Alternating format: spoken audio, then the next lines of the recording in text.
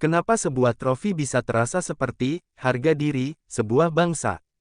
Bukan hanya karena emasnya, bukan hanya karena emasnya, bukan hanya karena ukurannya, tapi karena di dalam satu trofi ada sejarah, ada teknologi, ada presisi yang gila. Dan hari ini, kita akan membongkar sesuatu yang jarang dibahas orang. Di balik ikon emas bernilai puluhan juta, ada proses yang bahkan lebih mahal dari logamnya. Inilah kisah bagaimana trofi Piala Dunia FIFA 2026 dicetak dengan presisi SFX, Kling, logam. Tapi sebelum itu, kita mulai dari satu pertanyaan yang bikin merinding. Kalau trofi itu cuma benda, kenapa semua pemain rela mengorbankan karir, lutut, bahkan masa depan, demi menyentuhnya? Trofi Piala Dunia Klasik, Highlight Detail. Trofi Piala Dunia FIFA bukan sekadar piala. Ia adalah simbol tertinggi dalam olahraga paling besar di planet ini. Satu piala, yang diperebutkan lebih dari 200 negara. Yang disaksikan miliaran mata, yang membuat satu gol bisa mengubah sejarah. Trofi yang kita kenal sejak 1974 itu dibuat dari emas 18 karat. Tingginya sekitar 36,8 cm. Beratnya sekitar 6,1 kg. Dan bentuknya menggambarkan manusia mengangkat dunia. Tapi, di balik desain yang ikonik itu, ada sesuatu yang lebih penting. Trofi ini dibuat dengan standar posisi yang tidak main-main. Karena, kalau ada kesalahan sedikit saja, retak, cacat, atau ketidakseimbangan, itu bukan cuma merusak benda, itu merusak simbol, uang kertas, emas batangan, trofi. Ada istilah yang sering dipakai orang industri logam. Ikon emas $20 M, bukan karena harga trofi cuma $20 M. Tapi karena, dalam dunia produksi presisi, ada prinsip. Benda yang terlihat sederhana, kadang, membutuhkan proses yang paling mahal. Seperti koin, medali, atau trofi kecil. Karena yang mahal itu bukan bahannya. Yang mahal adalah, ketelitian, detail mikro, finishing, dan pengamanan. Dan untuk trofi Piala Dunia, standarnya jauh di atas, sekadar bagus. Ini kelas museum. Piala Dunia 2026, Stadion USA Kanada, Meksiko. Piala Dunia 2026 adalah edisi yang sangat berbeda.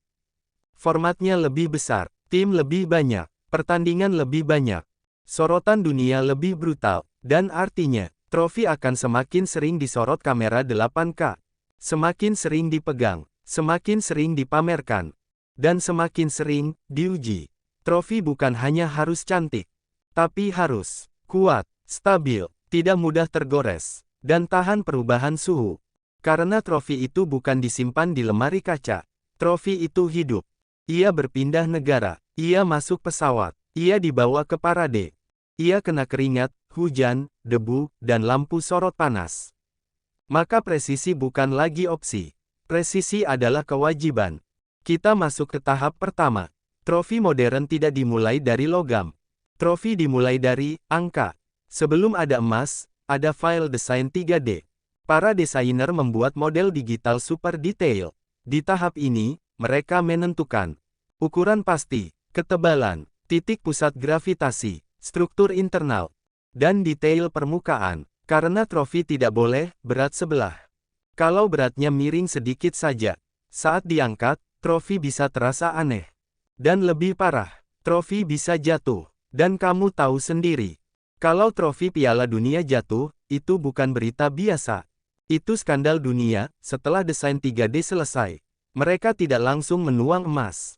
Mereka membuat prototipe, biasanya menggunakan resin, wax, atau logam murah untuk tes. Kenapa? Karena mereka harus memastikan bentuknya nyaman di tangan, detailnya terlihat dari jarak kamera, dan struktur tidak punya titik lemah. Trofi itu punya bagian yang paling rawan, bagian yang menyempit, bagian yang memiliki lekukan tajam, dan bagian yang jadi tumpuan saat diangkat. Semua itu diuji. Kalau ada risiko patah, retak, atau deformasi, desain diulang. Karena pada tahap emas, kesalahan sekecil apapun bisa bernilai miliaran. Penuangan logam panas, furnace cetakan. Sekarang kita masuk ke bagian paling menarik. Casting, atau proses pencetakan logam. Trofi seperti ini biasanya dibuat dengan metode presisi tinggi, semacam lost wax casting cetakan lilin hilang, atau kombinasi casting plus machining. Di metode lost wax, mereka membuat trofi versi lilin super detail. Lilin itu dilapisi bahan keramik berlapis-lapis. Setelah keras, lilin dipanaskan sampai meleleh. Tersisa rongga cetakan, logam cair dituangkan ke dalamnya. Emas panas masuk. Emas cair bukan seperti air. Emas cair punya sifat sangat berat, sangat cepat mendingin, dan sangat sensitif terhadap gelembung udara. Kalau ada gelembung kecil saja, hasilnya bisa berlubang mikro. Dan lubang mikro itu akan terlihat saat finishing, retakan mikro di logam, inspeksi. Dalam dunia metal casting, ada istilah bomb flawed. Lahir dalam kondisi cacat, trofi bisa terlihat sempurna. Tapi di dalamnya punya retakan kecil. Dan retakan kecil itu bisa membesar ketika trofi terkena benturan, terkena perubahan suhu, atau sering diangkat. Makanya setelah casting, trofi tidak langsung dipoles. Trofi harus melewati inspeksi, dan inspeksinya bukan cuma dilihat mata. Mesin X-ray industri, scanning. Ini bagian yang bikin banyak orang kaget. Untuk trofi sekelas Piala Dunia, mereka bisa memakai metode inspeksi seperti industri pesawat. Contohnya, X-ray industrial untuk melihat rongga di dalam, ultrasonic test untuk cek retak mikro, dan pengukuran digital untuk memastikan dimensi. Karena trofi bukan boleh mirip, trofi harus persis. Bahkan perbedaan sepersekian milimeter bisa membuat permukaan tidak simetris.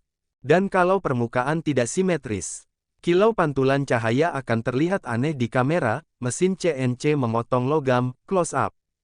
Setelah casting selesai, masuk ke tahap machining. Ini tahap di mana trofi diproses ulang memakai CNC milling. Micro cutting. Ini tahap di mana trofi diproses ulang memakai CNC milling, micro cutting, dan alat pemahat presisi. Karena casting bisa menghasilkan bentuk besar, tapi untuk detail yang sangat halus, mereka butuh mesin. Bagian-bagian tertentu akan dirapikan, disimetriskan, dibuat rata, dan dipastikan tidak ada gelombang. Karena trofi Piala Dunia bukan cuma dilihat dari jauh. Ia di zoom, ia difoto dari jarak 10 cm. Dan setiap cacat akan jadi bahan omongan dunia. Pemolesan manual, tangan memakai sarung tangan. Sekarang bagian yang paling menipu, polishing. Orang mengira ini cuma tahap poles biasa.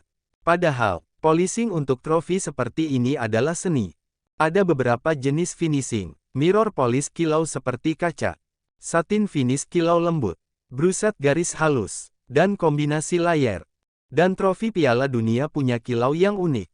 Bukan kilau murahan seperti perhiasan pabrik, tapi kilau hidup, kilau yang ketika kena lampu stadion, terlihat seperti menyala. Dan finishing ini banyak dilakukan secara manual. Karena mesin bisa cepat, tapi tangan manusia punya rasa. Satu detail kecil, yang membuat trofi Piala Dunia berbeda dari semua piala lain. Nama pemenang. Di bagian bawah trofi, ada ruang untuk diukir. Dan pengukiran modern biasanya menggunakan laser engraving, atau teknik ukir presisi, karena huruf harus rapi, tidak terlalu dalam, tidak merusak struktur, dan tahan lama. Karena tulisan itu bukan untuk 1 tahun. Tulisan itu untuk selamanya. Pengamanan, koper khusus. Trofi Piala Dunia bukan hanya mahal. Trofi itu juga target. Karena di dunia kolektor gelap, trofi seperti ini adalah mimpi. Makanya trofi asli dijaga ketat, disimpan dalam case khusus, dan pergerakannya dipantau. Bahkan saat trofi dibawa tur, yang sering ditampilkan ke publik, biasanya ada protokol ketat. Siapa yang boleh menyentuh, kapan boleh menyentuh, dan bagaimana cara memegang. Karena satu goresan bisa jadi berita internasional. Jadi, setelah kita bongkar semuanya, trofi itu ternyata bukan sekadar emas. Ia adalah desain, matematika, teknik, mesin, tangan manusia, dan sejarah. Trofi Piala Dunia FIFA 2026 akan menjadi puncak mimpi bagi banyak pemain. Dan ketika seseorang mengangkatnya, mereka bukan hanya mengangkat piala. Mereka mengangkat kerja keras seumur hidup. Dan di balik ikon emas itu, ada satu hal yang tak terlihat kamera. Presisi. Karena trofi seperti ini, tidak boleh salah, tidak boleh cacat, tidak boleh gagal, dan karena itulah, trofi Piala Dunia, bukan sekadar piala, ia adalah simbol, yang dibuat dengan standar paling tinggi. Kalau kamu suka video seperti ini, kamu wajib subscribe, karena di video berikutnya, kita akan bongkar